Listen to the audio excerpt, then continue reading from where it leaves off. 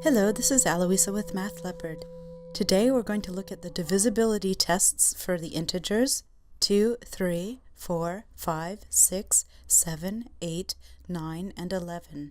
Before we begin, let's review some of the notation I'll be using, as it seems more esoteric than it actually is. Let m be the number whose digits are c sub k minus 1, c sub 2, c sub 1, c naught, from highest to lowest power of 10. Then m can be represented in summation notation as follows. M is equal to the sum, as our index counts from 0 to k, of c sub index times 10 to the index. That is, c sub k times 10 to the k, plus c sub k minus 1 times 10 to the k minus 1, plus plus c1 times 10 to the first, plus c naught times 10 to the 0th power. For example, let's let m be the integer 61,357. We can break this integer up into the sum 60,000 plus 1,000 plus 300 plus 50 plus 7. That is 6 times 10,000 plus 1 times 1,000 plus 3 times 100 plus 5 times 10 plus 7 times 1.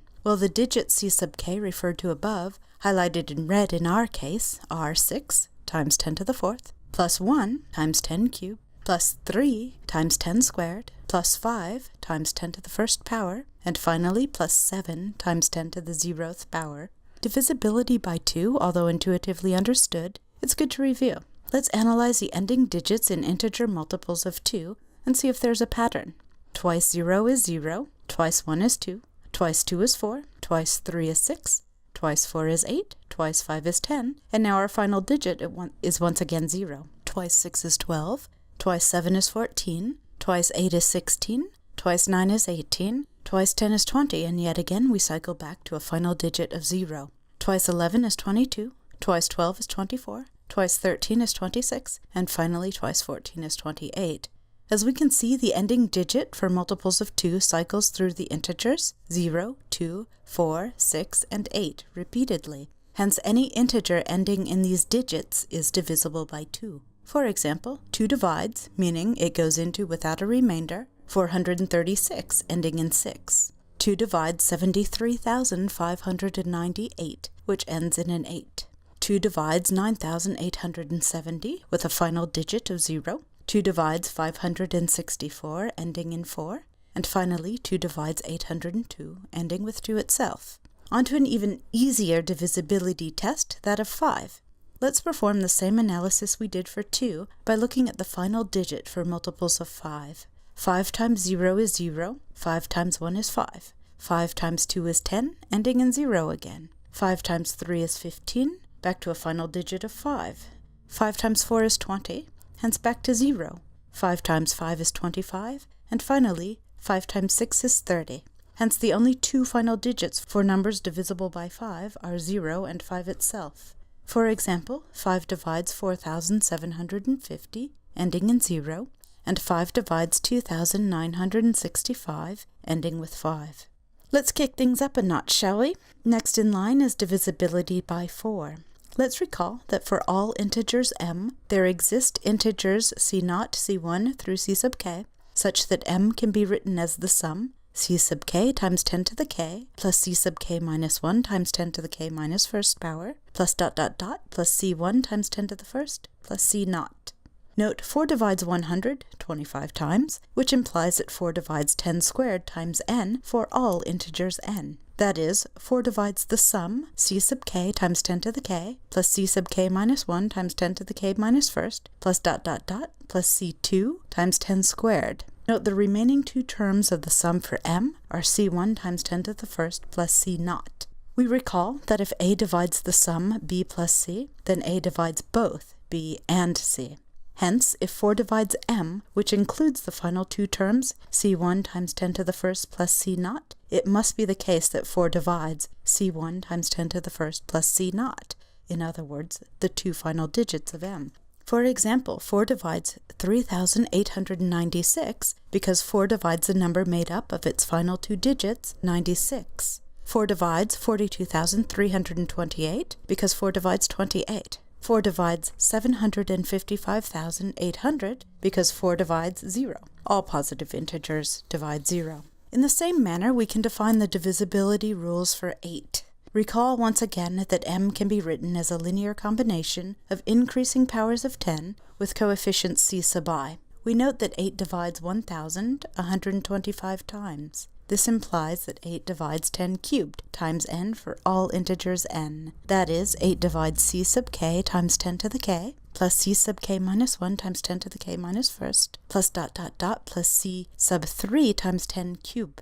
Note that this truncates the final 3 digits of m. Hence, if 8 divides m, which includes the final 3 terms, c sub 2 times 10 squared, plus c1 times 10 to the first, plus c naught. This means that 8 must divide the integer made up of those 3 digits. For example, 8 divides 279,896 because 8 divides 896. 8 divides 576,624 because 8 divides 624. And my favorite example, 8 divides 99,000 because as with any non-zero integer, 8 divides 0.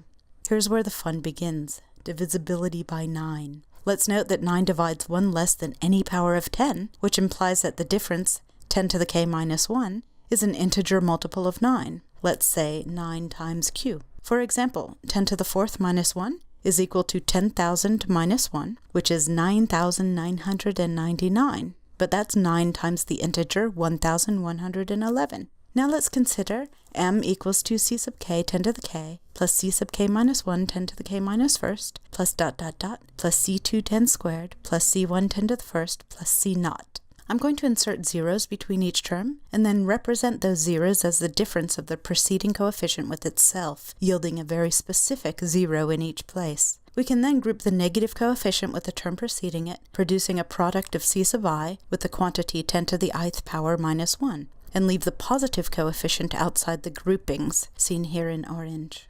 Rearranging, let's place the sum of the coefficients c sub k through c naught at the end of the sum. Hence, given that 9 divides the difference 10 to the k minus 1 for all integers k, 9 will divide m if and only if 9 also divides c sub k plus c sub k minus 1 plus plus c1 plus c naught. That is the sum of the digits of m. For example, 9 divides 31,867,596 because 9 divides the sum 3 plus 1 plus 8 plus 6 plus 7 plus 5 plus 9 plus 6, which is equal to 45.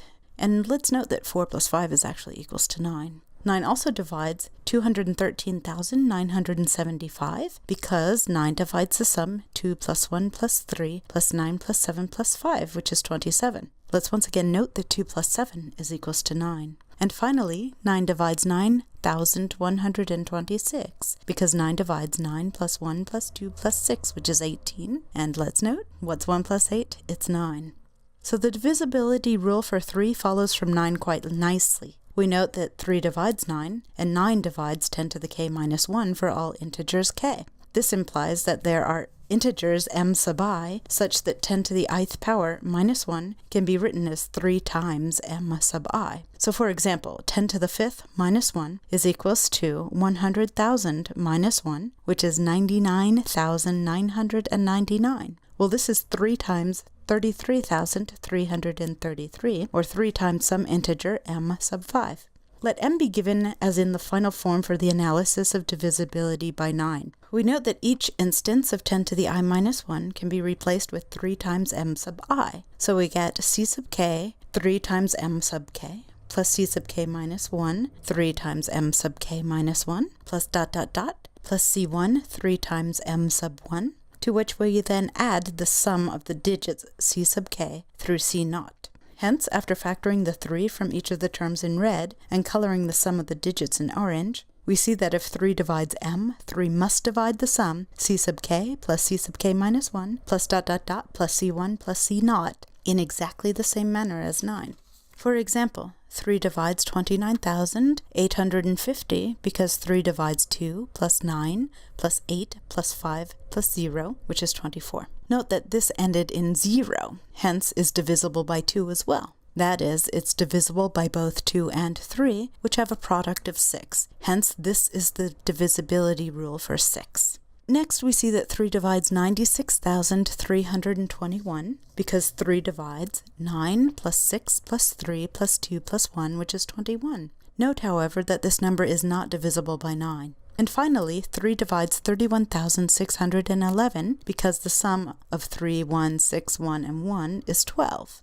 The next rule is for 11, which is similar to that of 9. We note that 11 divides the numbers 99, 9,999, 999,999, etc., which are actually the numbers 10 squared minus 1, 10 to the 4th minus 1, 10 to the 6th minus 1, or 10 to the k minus 1, where k is an even integer. Note, however, 11 does not divide the set 9, 999, 99,999, etc., which is equals to 10 to the 1st minus 1, 10 cubed minus 1, 10 to the 5th minus 1, etc. Yet 11 does divide the set 11, 1001, 100,001, etc., which is equals to 10 to the 1st plus 1, 10 to the 3rd power plus 1, 10 to the 5th plus 1. That is, the set of all numbers of the form 10 to the k plus 1, where k is an odd integer.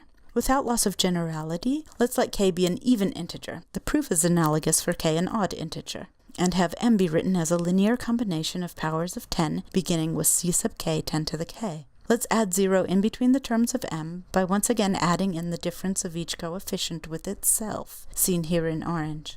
Since k was chosen to be even, I'm going to highlight all of the added in coefficients with even subscripts in green and those with odd subscripts in pink. Since 11 divides numbers of the form 10 to the k minus 1 when k is even, and 10 to the k plus 1 when k is odd, I'll group the negative coefficients with their corresponding even powers of 10, and the positive coefficients with their corresponding odd powers of 10. Regrouping, I'll have a sum of alternatingly positive and negative values on the digits of m, seen here in orange. Hence 11 divides m if and only if 11 divides c sub k minus c sub k minus 1 plus ...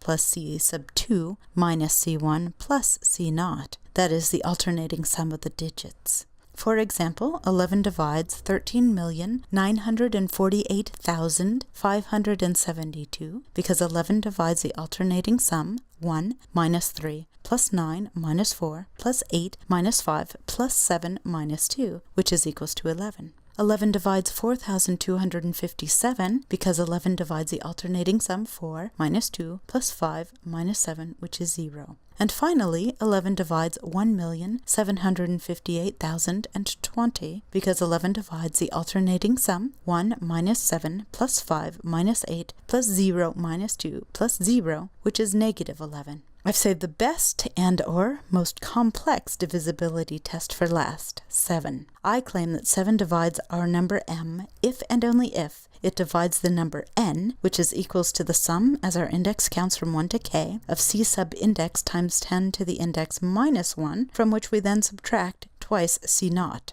where each of the c sub i's are exactly those for m. So proof. Going forward, suppose that 7 divides m equals to c sub k times 10 to the k, plus c sub k minus 1 times 10 to the k minus first, plus ... plus c1 10 to the first, plus c naught. This implies that there's an integer t for which m is equals to 7 times t. We want to show that 7 divides n, which is equals to c sub k 10 to the k minus first power, plus c sub k minus 1 times 10 to the k minus second power, plus ... plus c1 minus twice c naught. Note, if we multiply n times 10, we get c sub k 10 to the k, plus c sub k minus 1 10 to the k minus first, plus ... plus c1 10 to the first minus 20 c naught, which is equals to m minus 21 c naught. Well, m minus 21 c naught can be written as 7t in place of m minus 21 c naught, which is 7 times the quantity t minus 3 c naught.